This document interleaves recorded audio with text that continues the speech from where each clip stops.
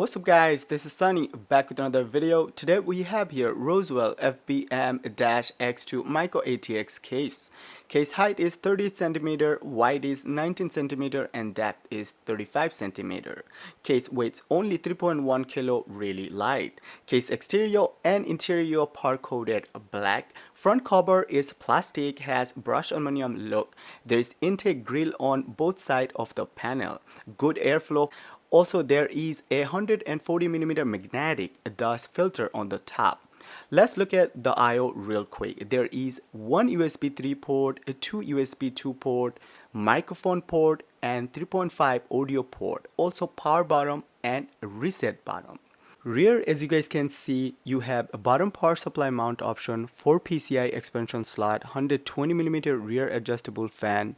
Case sits on 4 plastic feet, good enough height for bottom mount power supply.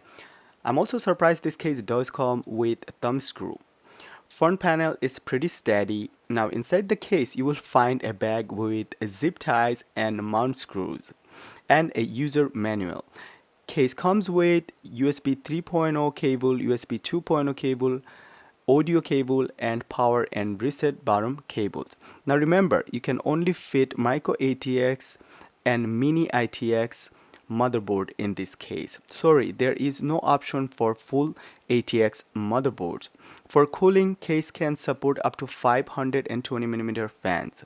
Front, you can install 220mm fans or a 240mm liquid cooler. Top of the case, you can mount 220mm fans and rear 120mm fan. Gamers, no worries, you can fit up to 305mm or 12-inch graphics card. You can also mount 3 2.5mm hard drives or SSD and one 3.5mm mechanical hard drive. Now back of the case you have enough space for good cable management.